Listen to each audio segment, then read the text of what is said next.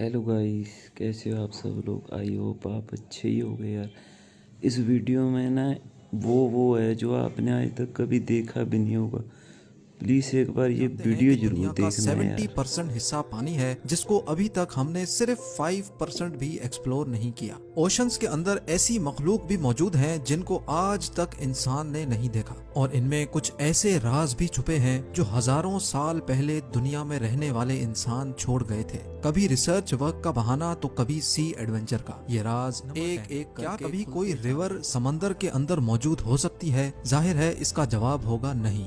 लेकिन मेक्सिको के Yucatan peninsula में स्कूबा डाइवर्स ने समंदर के अंदर एक ऐसा सीक्रेट स्पॉट तलाश किया जहां पर पानी के अंदर ही एक रिवर भी बहती है। जी हाँ, समंदर के पानी के अंदर बहने वाली रिवर असल में हाइड्रोजन सल्फाइड की एक मोटी तह की वजह से बनी थी, जिसके नीचे एक गार से आने वाला सॉल्ट वाटर मौजूद है। इस जगह को सेनोटे एंजेलिटा भी कहा जाता है। स्कूबा डाइवर्स के मुताबिक ऊपर से देखने पर सेनोटे एंजेलिटा बिल्कुल नॉर्मल दिखती है, लेकिन तकरीबन 30 मीटर अंदर जाने के बाद जो मंजर नजर आता है उस पर यकीन करना मुश्किल होता है।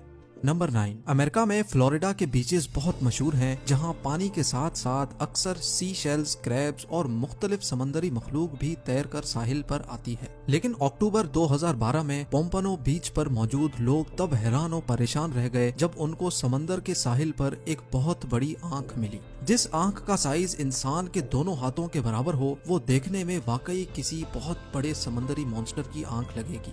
इस आई बॉल की फोटो सोशल मीडिया पर आग की तरह वायरल हो गई। चंद लोगों का ख्याल था कि जिस मॉन्स्टर की आंख तैर कर साहिल पर आ सकती है, वो जरूर साहिल के आसपास ही कहीं भटक रहा होगा। इस खौफ की वजह से लोगों ने फ्लोरिडा के बीचेस पर जाना ही कम कर दिया था। लेकिन जब ये आंख वाइल्ड लाइफ के डिपार्टमेंट में भेजी गई तो वहाँ कई एक्सपेरिमेंट्स और रिसर्च के बाद ये मालूम पड़ा कि ये आंख किसी मॉन्स्टर जायंट की नहीं बल्कि एक नॉर्मल स्वॉर्ड फिश की है, जिसको किसी मछेरे ने पकड़कर उसकी आंख निकालकर वहीं समंदर में फेंक दी होगी। नंबर 8। इजिप्ट के शहर अलेक्जेंड्रिया के साहिल से 6.5 किलोमीटर दूर ठीक इस जगह पर डीप सी डाइवर्स ने समंदर के बॉटम पर कुछ ऐसा देखा जो बिल्कुल भी नॉर्मल नहीं था। जब बात फ्रेंच आर्कियोलॉजिस्ट फ्रैंक गोडियो तक पहुंची तो उन्होंने इस जगह पर तहकीकात शुरू कर दी। हैरत अंगेज तौर पे इस जगह से 64 शिप्स, 700 एंकर्स, सोने से भरे हुए खजाने, 16 फीट लंबे स्टैचूज, टूटी फूटी इमारतों के हिस्से और छोटे छोटे पत्थर मिले जिन पर अजीबो गरीब लिखाई से कुछ लिखा हुआ था। जो खंडरात के नमूने यहाँ से मौसूल हुए वो समंदर के अंदर ही कई किलोमीटर तक फैले हुए थे।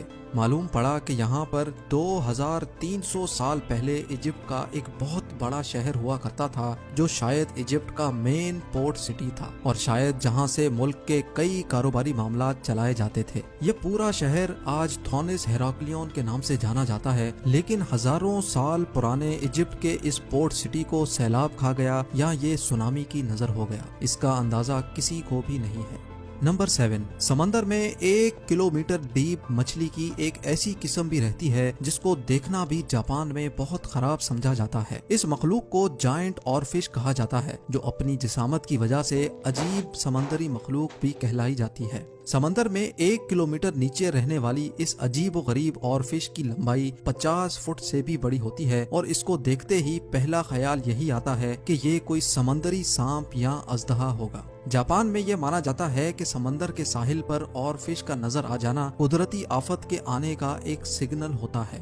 लेकिन साइंसदानों के मुताबिक ग्लोबल वार्मिंग की वजह से समंदर के बॉटम पर रहने और बसने वाली मखलूक सतह समंदर का रुख करने पर मजबूर है। नंबर 6। अंडर वाटर स्पोर्ट्स में समंदरी दुनिया देखना वाकई एक दिलचस्प काम है, लेकिन इस एडवेंचर के दौरान किसी के सामने अचानक से ये स्टैचूज आ जाएं तो कैसा होगा। वेस्ट इंडीज के साहिल से कई किलोमीटर दूर इस मकाम पर समंदर के बॉटम पर मौजूद ये है अंडर वाटर स्कल्पचर पार्क। 2006 में लॉन्च करने वाले इस पार्क के पीछे एक ब्रिटिश आर्टिस्ट का हाथ है, लेकिन इस स्कल्पचर पार्क के बनाने के पीछे जो मकसद है वो इस पार्क से भी ज्यादा दिलचस्प है। समंदर में मौजूद छोटी बड़ी चट्टानें मौजूद होती हैं, जिनके अंदर छोटी मछलियां अपने आप को महफूज समझती हैं। लेकिन जिस जगह ये चट्टानें मौजूद नहीं होती, वहाँ जाने से छोटी मछलियां अवॉइड करती हैं। 800 स्क्वायर मीटर पर फैले इस पार्क को बनाने का मेन मकसद छोटी मछलियों को शेल्टर प्रोवाइड करना था। इस आर्टिस्ट का कहना है कि इस पार्क को बनाने के बाद लाखों मछलियों ने इस जगह का रुख किया। इस पार्क में 100 से ज्यादा मुख्तलिफ किस्म के स्टेचूज मौजूद हैं जो देखने में बहुत अनोखे लगते हैं।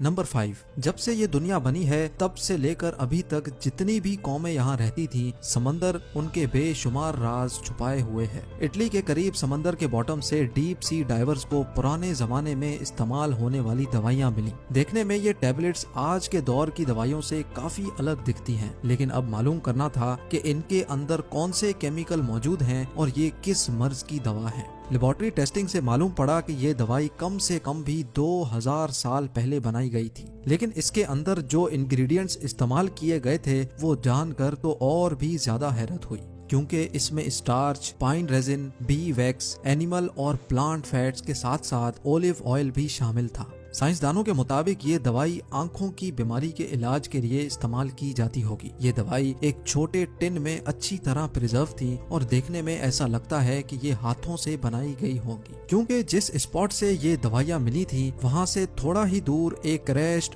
रोमन शिप भी डिस्कवर हुआ था, जिसमें से काफी मेडिकल इक्विपमेंट भी मिला था। इसलिए रिसर्चर्स का मानना है कि शायद 2000 साल पहले इस रोमन शिप में कोई डॉक्टर भी मौजूद होगा। यकीनन उस जमाने में भी मेडिकल साइंस काफी जानदार थी। नंबर 4, फ्रिल्ड शार्क समंदर के बॉटम में रहने वाली एक ऐसी मखलूक है जो देखने में दिलचस्प लगने के साथ साथ खौफनाक भी लगती है। ग्रिल्ड शार्क की बॉडी का कुछ हिस्सा डायनासोर जैसा है, जबकि कुछ हिस्सा सांप जैसा दिखता है। इसका मुंह दिखता तो सांप जैसा है, लेकिन इसके मुंह में दांत भी होते हैं और वो भी पूरे 300। जी हाँ, इसके 300 दांतों की डायरेक्शन अंदर की तरफ होती है। इस क्रिएचर की लंबाई 6 फुट तक बताई जाती है और इसका शिकार करने का अंदाज सांप जैसा होता है। फ्रिल्ड शार्क अपनी बॉडी के आधे साइज का शिकार भी एक ही वक्त में निगल सकता है।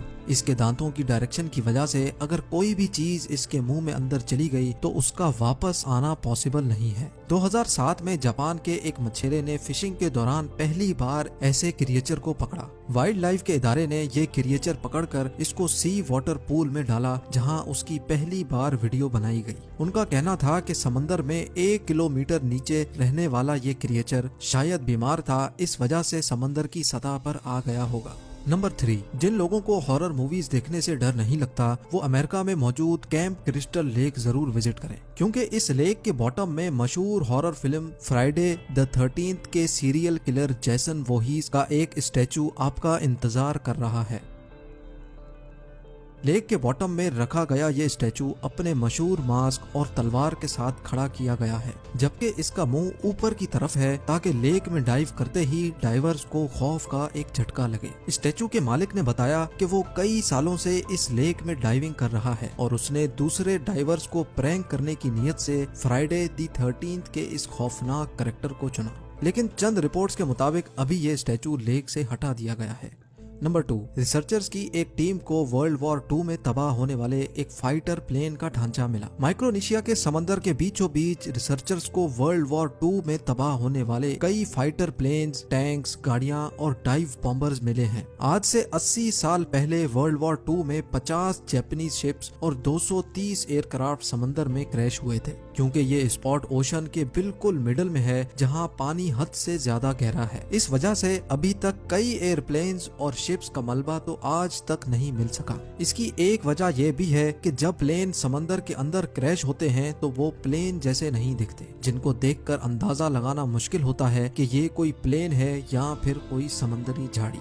और अब नंबर 1, 2014 में स्कूबा डाइवर्स के एक ग्रुप को ओशन से एक जायंट साइज का चाकू मिला। देखने में इसका साइज तकरीबन 6 फुट लंबा लगता है, लेकिन क्योंकि इन स्कूबा डाइवर्स ने कभी भी खुद को पब्लिक में शो नहीं किया, इस वजह से हमें ये बात आज तक मालूम नहीं हो सकी कि ये चाकू इस वक्त कहाँ मौजूद है और इतने बड़े चाकू का आखिर मकसद क्या था। क्या वाकई हजारों साल पहले इंसान इतने बड़े हुआ करते थे जो इनको इतने बड़े चाकू की जरूरत पड़ी? इसके बारे में मुझे कमेंट सेक्शन में जरूर बताएं। उम्मीद है ये वीडियो भी आप भरपूर लाइक करेंगे। आप लोगों के प्यार भरे कमेंट्स देने का बहुत बहुत शुक्रिया। मिलते हैं अगली शानदार वीडियो में।